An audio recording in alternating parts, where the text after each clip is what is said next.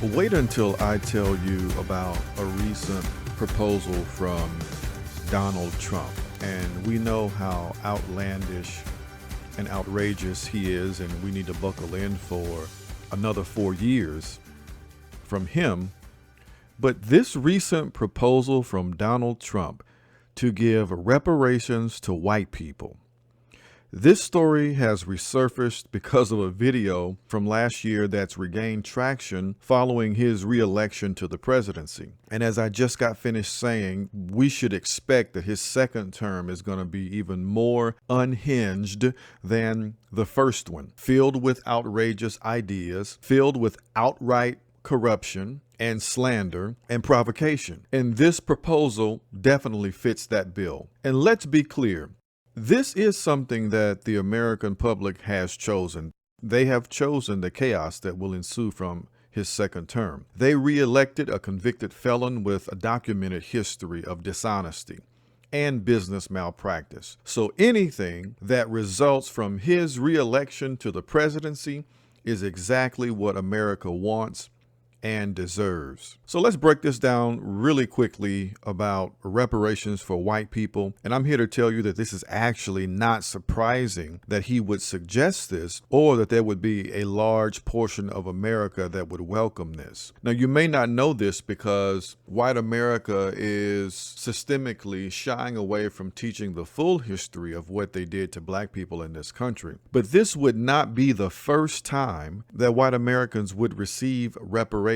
So after the abolition of slavery, reparations were not paid to the enslaved. Reparations were not paid to slaves. Reparations were not paid to the descendants of slaves. Instead, what the U.S. government did is they compensated white slave owners for the income they would lose because they could no longer enslave black people. So think about this for a moment. America felt sorry for the slaveholder.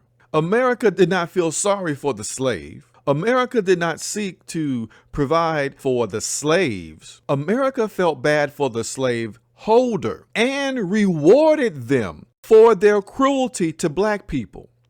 Meanwhile, black families received nothing. Now, that's documented history that you don't learn in Civics 101, because they're even trying to convince us that slavery was a great thing for black people. So why would they come out with the fact that when they ended slavery, which supposedly was a great thing, then why did you end it? You didn't even pay black people for immorally enslaving them and depriving them of life, liberty, and the pursuit of happiness. No, you felt bad for the slaveholder. This is the America that we live in. And this is an America that pays reparations to oppressors while ignoring the oppressed. And I'm hard pressed to believe that 3 or 4 generations later, a lot of y'all have changed. This isn't taught in history.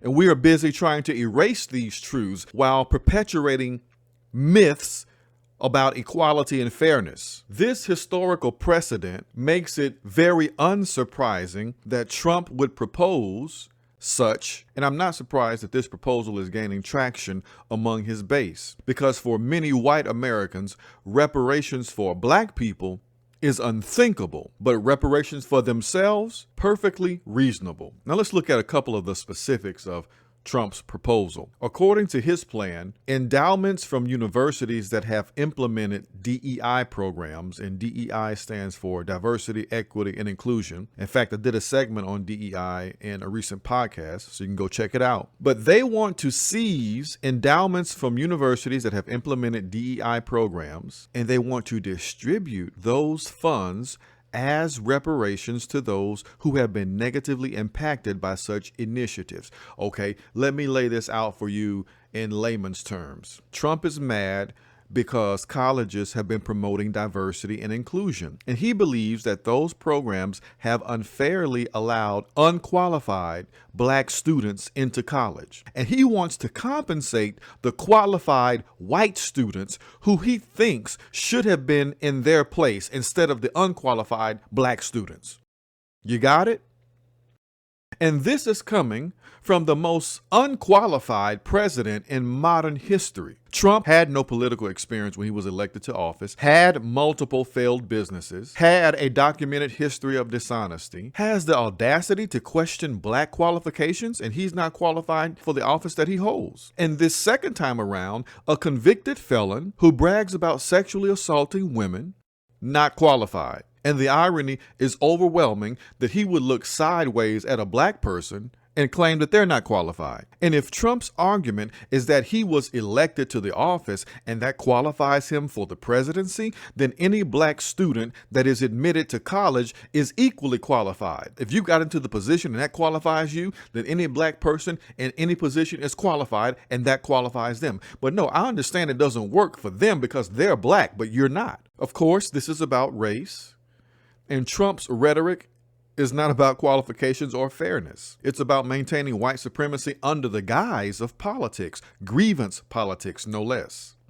Now understand this, when Trump and his supporters talk about DEI, they are using it as a code word for black people. They would like to say something else that they can't say in public. DEI programs benefit many groups, but in this context, the attack is squarely on black Americans. Trump's base doesn't view these programs as promoting fairness or inclusion. No, they see them as threats to their own position, power, and privilege, just as their ancestors did when slavery ended. The rhetoric surrounding reverse racism and anti-white sentiment isn't new, but it is gaining traction. Trump himself has claimed the following. Trump said there's a definite anti-white feeling in this country. Wait a minute now, a definite anti-white feeling in this country?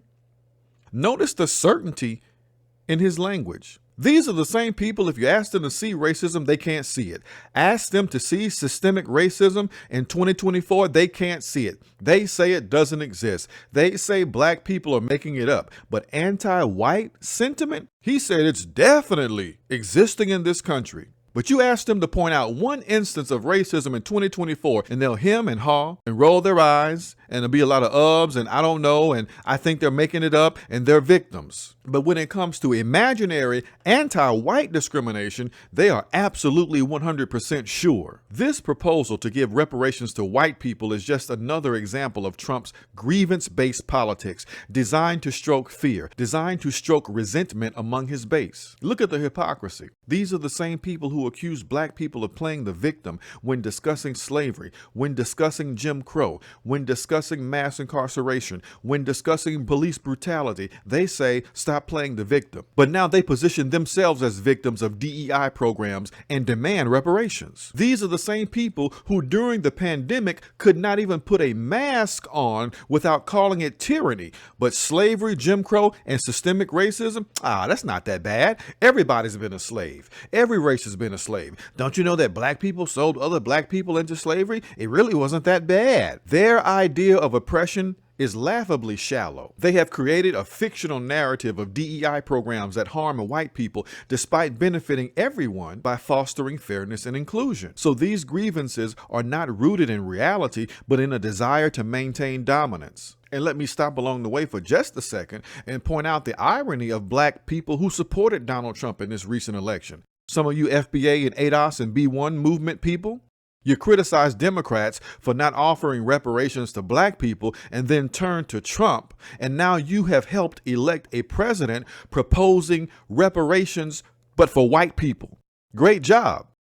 This is the cautionary tale of cutting off your nose to spite your face. And whatever negative things you had to say about Kamala, she didn't go around talking about reparations for white people. The reality is that before black Americans receive any reparations for any slavery in this country, you better believe that white Americans will receive their second dose of reparations for imaginary grievances. Believe that. And Trump has just shown us how. This proposal reveals a deeper truth about America. America can find the money for reparations, just not for black people. Now, when white people feel aggrieved, the system bends over backward to appease them. It's not a lack of resources or feasibility that prevents reparations for black Americans. It is a lack of will. So what do I learn from this? Trump's proposal is a stark reminder of how far America has to go. For Black Americans, it is a call to stay vigilant and understand that the fight for justice and equality is never over in this country.